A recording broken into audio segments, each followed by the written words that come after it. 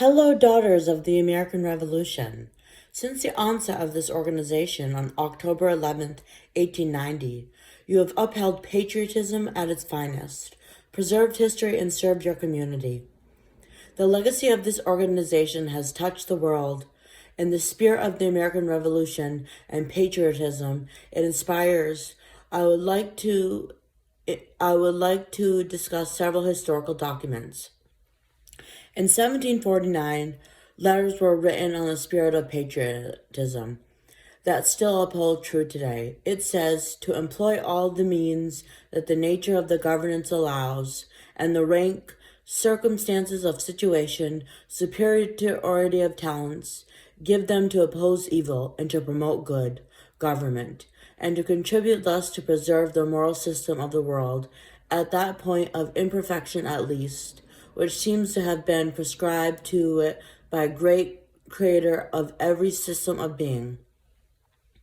In the letters sent to Great Britain by His Excellency Thomas Hutchinson in 1773, right before the onset of the American Revolution, he states, "Many of the common people have been in a frenzy and talked of dying for the defense of their liberties, and have spoke and printed what is highly criminal, and too many rank above the vulgar." As the letters go on, he becomes more and more afraid of what he sees in America in opposition to Great Britain.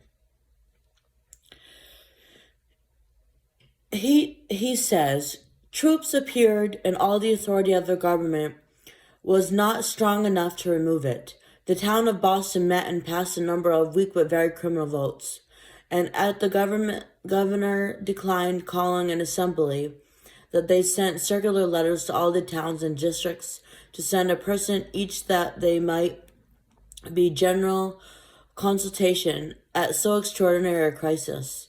They met and spent a week, made themselves ridiculous, and then dissolved themselves. As a message or to the governor, which refused to receive a petition to the king, which I dare say their agent will never be allowed to present the result which they have published, ill-natured and impotent. In this confusion, the troops from Halifax arrived.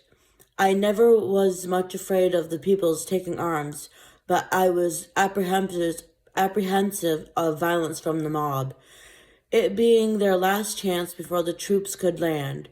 As the prospect of revenge became more certain, their courage abated in proportion.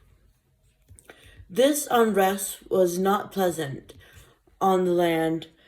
However, in the end, this uprising led to the great revolution that led America to its independence from Britain.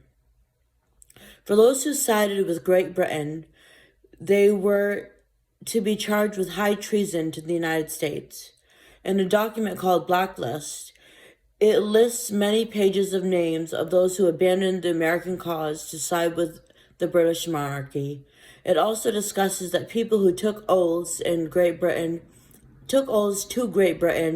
after February of 1777 were to be attainted and charged with high treason without any consideration for being expatriated.